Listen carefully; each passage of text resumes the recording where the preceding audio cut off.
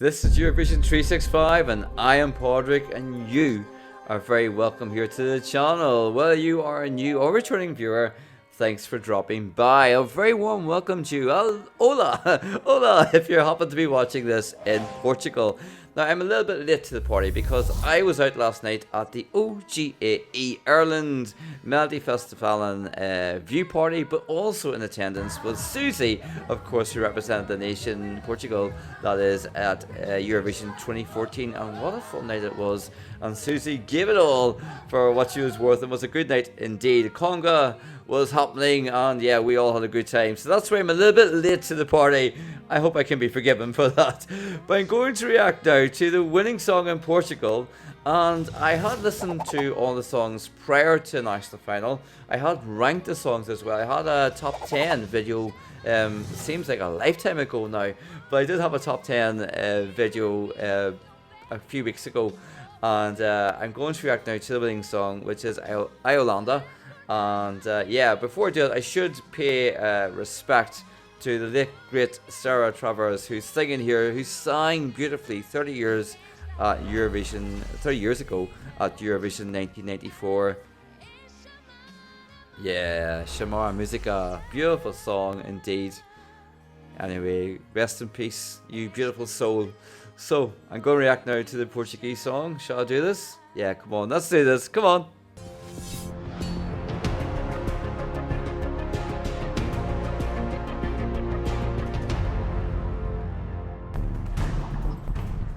So here it is. This is Iolanda with Grito, which means scream, translates to scream in English.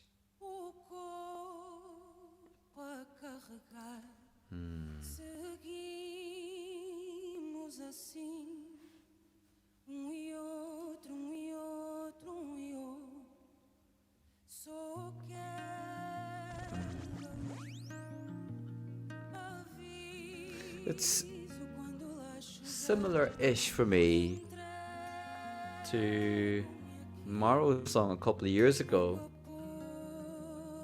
Sadali Sadali, which I loved. It's a very unusual interpretation for the dancers, I think.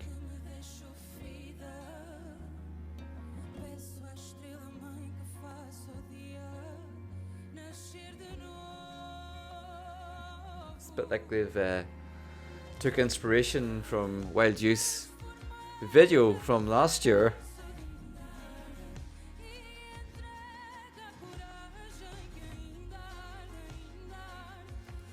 It's a bit different, isn't it?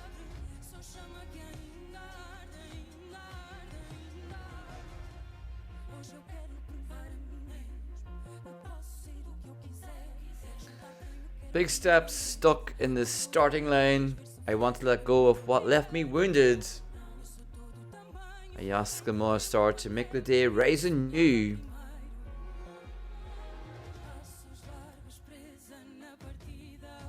Indeed. Yeah, big steps, as I said, stuck in the starting line.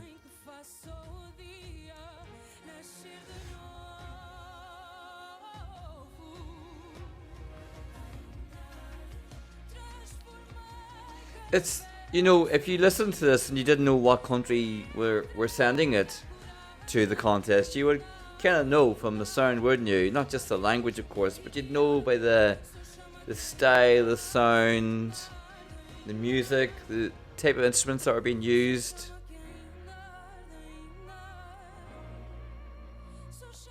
It's a little bit eerie in parts for me as well, I've got to say. That could be the point. Good high note there. Iolanda has a good singing voice. So it's kind of ends like a lullaby there, doesn't it? Like a little music box.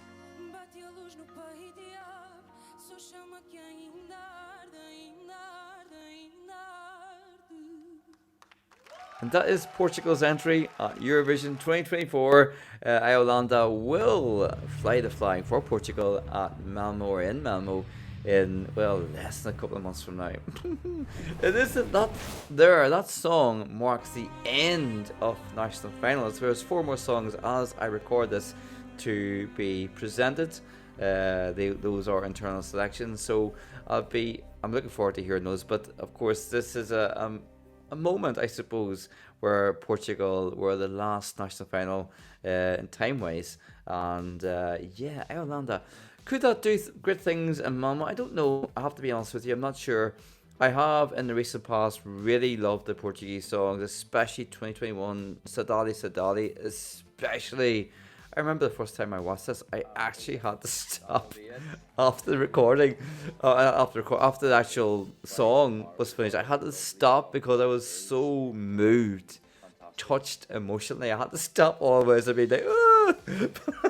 You don't want to say that. You don't want to say it. Maybe you do. Anyway, but Sadali Sadali I love, and of course Mimi Cat was fantastic as an artist. Mimi Cat was very, very good. And as I said, Susie rocked the Odeon in Dublin last night as part of the OGAE Ireland Melody Festival and View Party, and she was a lot of fun. I'm not sure Portugal will do as well. I'm not so sure. I think Mimi Cat kind of struggled to qualify last year as well. Thankfully, she did qualify to the final. The only thing I would say what's going for the favour in this particular case for this song is that it's a little bit different, it's a little bit quieter. It's very, very unusual dance ensemble behind Iolanda. And at times, as I was saying, they're a little bit eerie, a little bit strange as well for someone outside of Portugal, i.e. me. But that does add something to it. So it does add a little bit of curiosity, perhaps. Will that curiosity transfer into votes? I hope so, but I'm not so sure. I've got to be honest.